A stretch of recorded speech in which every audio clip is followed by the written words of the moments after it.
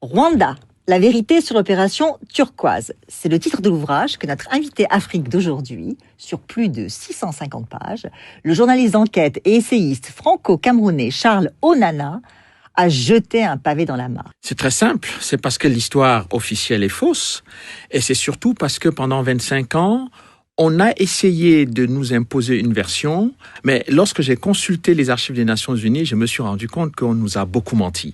Et donc, quand même important, c'est que lorsque le président Kagame a quand même déposé une plainte devant la 17e chambre contre moi, il n'y avait pas que le président rwandais, il y avait l'État rwandais. Donc, j'ai eu 2 grandes plaintes qui ont été retirées 48 heures avant le début du procès, massivement massacré. Et je pense, et j'ai l'habitude de dire que, en fait, ce que les gens ne comprennent pas dans cette histoire-là, c'était que toute cette aide à Kagame, c'était pourquoi?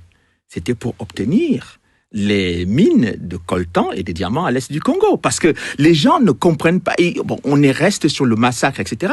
Mais on a laissé tout ça se faire parce que ceux qui voulaient mettre Kagame au pouvoir devaient être récompensés par les mines de coltan et des diamants en République démocratique du Congo. C'est pour ça que la République démocratique du Congo aujourd'hui vit une situation terrible, c'est-à-dire qu'on a dépassé le nombre de morts qu'il y a eu dans la tragédie rwandaise. C'est-à-dire on a dépassé l'ensemble de la population rwandaise de 1994, c'est-à-dire près de 6 millions de personnes. On est à près de 10 millions de morts au Congo et personne ne veut en parler parce que parler de ces morts-là signifie interroger le rôle et l'action de Kagame et du Rwanda sur le territoire congolais. Son premier ministre, Edouard Balladur, quand il a dit non, il faut qu'on fasse l'opération Turquoise au Zaïre, c'est-à-dire le déploiement de l'opération Turquoise, c'était à Goma.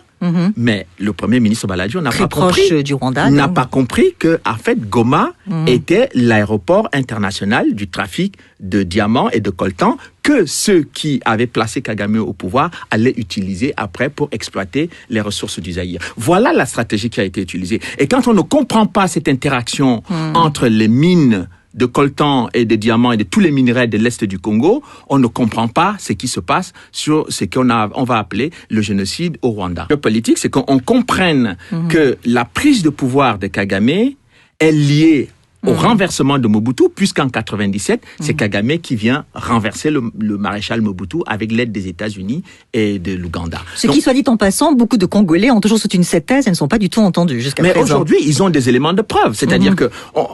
je vais encore beaucoup plus loin que ça. C'est-à-dire que ce que j'appelle l'invasion masquée du Zaïre en 94, quand j'ai analysé la stratégie militaire d'occupation territoriale du Rwanda, je me suis rendu compte que Paul Kagame a fermé la frontière avec la Tanzanie, a fermé la frontière avec le Burundi, et toutes les populations étaient dirigées vers l'est du Congo, parce que il y avait en prévision d'envahir le Congo. Mais on ne pouvait pas envahir le Congo comme ça, brutalement, militairement. Il fallait qu'on trouve un prétexte. Et le prétexte, c'était lequel?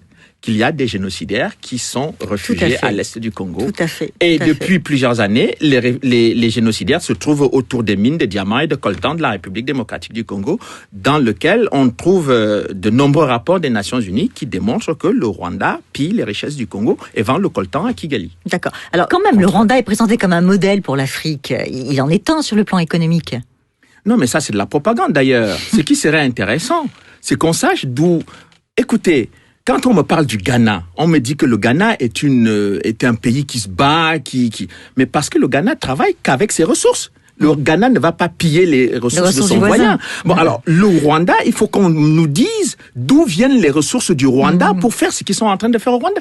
Je pense que ce soit les Occidentaux ou les Africains qui prennent le Rwanda comme modèle, il faut qu'ils demandent clairement d'où viennent les ressources du Rwanda pour construire ce pays. Si on viole les femmes à l'est de la République démocratique du Congo et qu'on se tait, si on massacre les populations civiles, si on utilise les enfants dans les mines de diamants et de coltan, si chaque jour les populations congolaises sont en instabilité permanente jusqu'à la tête du pays, parce que le Rwanda mène des incursions qui sont aujourd'hui démontrées par la MONUC, je pense que ce n'est pas très sérieux, ce n'est pas très correct.